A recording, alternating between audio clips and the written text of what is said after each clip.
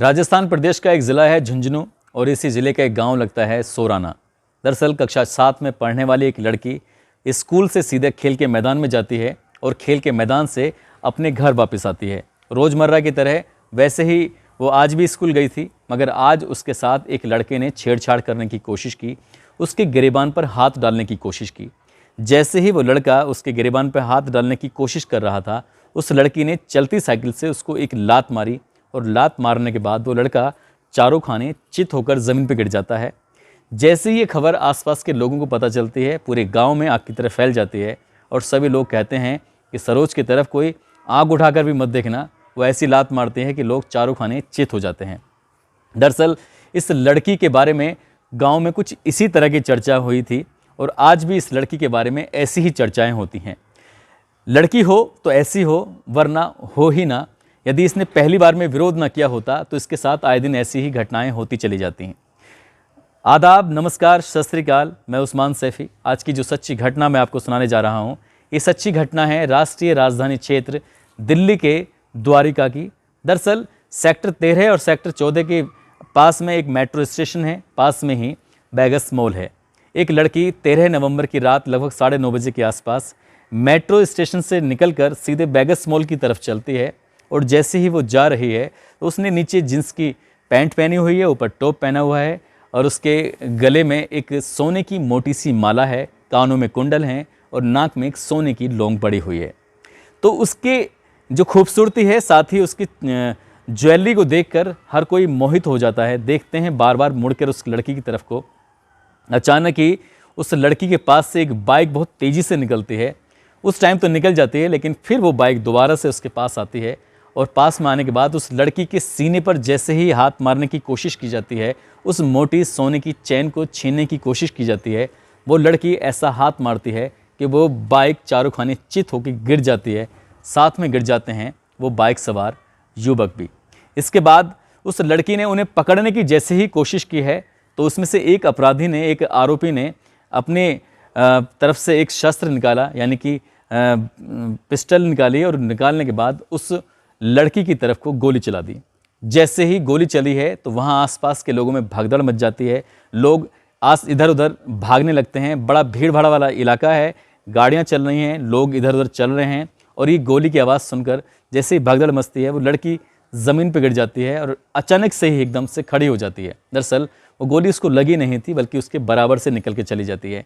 इससे पहले कि वो बाइक सवार उसको दूसरी गोली मारते, उस लड़की ने अपने भी एक रिवॉल्वर थी, एक पिस्टल थी, उसे निकालने के बाद उनकी तरफ चलाती है तो वो भी गोली खाली चली जाती है। उसके बाद फिर दोबारा से वो एकदम से गोली चलाती है और वो गोली एक लड़के की टांग में लग जाती है और गोली टांग में लगते ही वो घायल होकर ज़मीन पर गिरता है। इससे पहले कि वो जब गोली चलाता, या फिर यहाँ पर और भी ज़्यादा गोलियाँ चलती, कई लोग भीड़ में से निकल कर आते हैं और उस आरोपी एक युवक है उसको पकड़ लेते हैं और साथ ही उस महिला को भी पकड़ने की इससे कोशिश करते, वो महिला वहाँ से रफू चक्कर हो जाती है।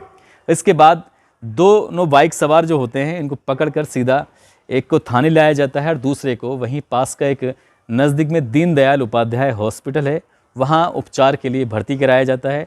पुलिस भी हॉस्पिटल पहुँच जाती है और पुलिस हॉस्पिटल जब पहुँचती है तो उसके बाद उस आरोपी से पूछताछ की जाती है तो पता चलता है उस आरोपी का नाम है अरमान खान। अरमान खान दरअसल इस इलाके में आए दिन चैन स्नैचिंग की घटनाएं हो रही थी और इस इलाके में लोगों की परेशानियां बढ़ रही थी। अब इस लड़के को उठाकर सीधा थाने में लाया जाता है द्वारका के, और वहां लाकर जैसे इससे पूछताछ की जा रही है, वही लड़की एक बार फिर उसके सामने आती है जिस लड़की की उसने चैन छीनने की कोशिश की थी। दरअसल वो लड़की अब जींस और टॉप में नहीं थी, बल्कि वर्दी में थी। उसने यूनिफॉर्म पहनी हुई थी दिल्ली पुलिस की और उसके कंधे पर 2 स्टार भी लगे हुए थे, यानी कि वो दिल्ली पुलिस के सब इंस्पेक्टर, जिसका नाम सरोज सिंह है। अब सरोज सिंह को देखकर उस लड़के की आंखें फटी की फटी रह जाती हैं। वो देखकर हैरान रह जाता है कि जिसकी उसने चैन छीनने की कोशिश की थी वो कोई और नहीं बल्कि पुलिस के सब इंस्पेक्टर है। वो उसकी तरफ देखता रह जाता है और उससे देखने के बाद उससे पूछा जाता है क्या हुआ, तो वो कहता है कि ये पुलिस में है। जी हाँ, पुलिस में है।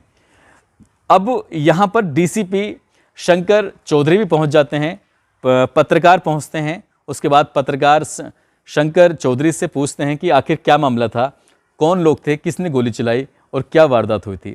तो शंकर चौधरी धीरे धीरे एक एक बात का, एक एक सवाल का पत्रकारों के जवाब देते चले जाते हैं। वो बताते हैं कि गुड़गांव और दिल्ली के अंदर चेन स्नैचिंग और कुंडल छीनने की सैकड़ों वारदात हो चुकी हैं और इन सैकड़ों वारदात में लड़कियां, महिलाएं अपने आप को असुरक्षित महसूस कर रही थीं। पुलिस के लिए बड़ा चैलेंज का ये विषय बन चुका था कि आखिरकार इन वारदात को कौन अंजाम दे रहा है।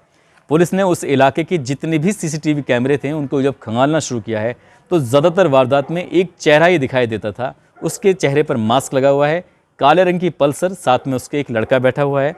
अब उस पुलिस उसे तलाशने के लिए, उसको गिरफ्तार करने के लिए पुलिस जो भी चाल चलती थी, जो भी एक जाल बिछाया करती थी, वो जाल कभी भी सक्सेस नहीं हो पा रहा था।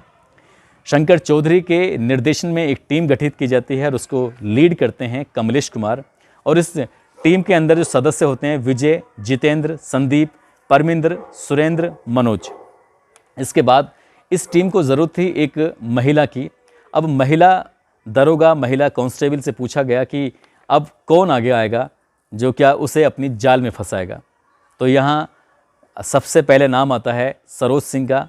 सरोज सिंह तैयार होकर, उस दिन उसने जीन्स और टॉप पहनकर और सोने की मोटी सी चैन पहनाकर, बाकी ज्वेलरी भी पहनाकर उसको मेट्रो में भेजा जाता है। मेट्रो से सीधा फिर वो वेगस मॉल की तरफ जब जाती है तो उसका आमना सामना होता है उसी अपराधी से जिस पर 60 से ज़्यादा मुकदमे दर्ज थे।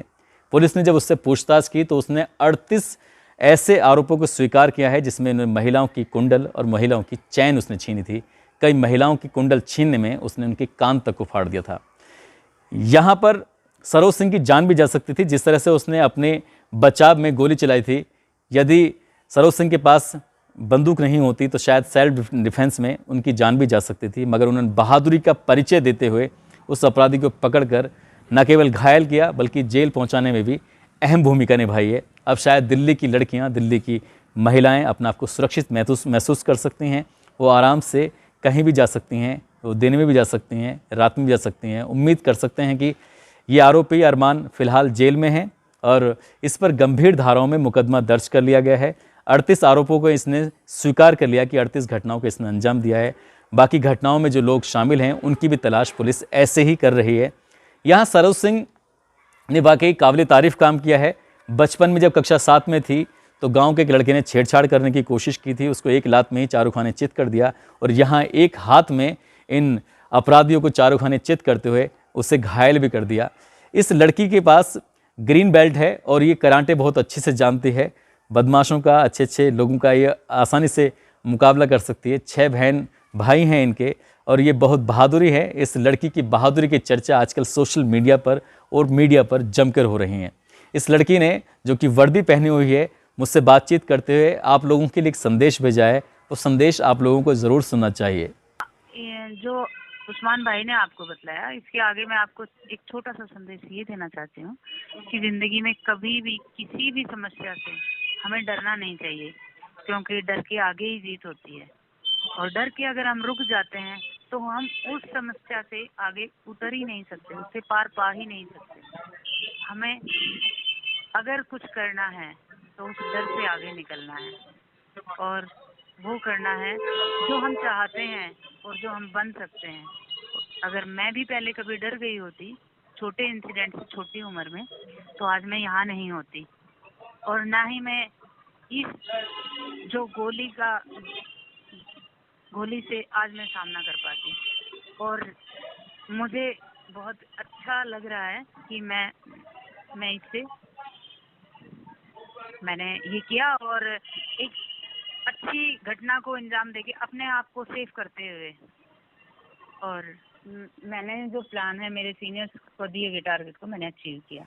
दोस्तों, इस कहानी को सुनाने का उद्देश्य किसी को परेशान करना नहीं है, किसी का दिल दुखाना नहीं है, बल्कि आपको सचेत करना है, आपको जागरूक करना है। आप जहां भी रहें अपना ख्याल रखें, सुरक्षित रहें। जय हिंद, जय भारत।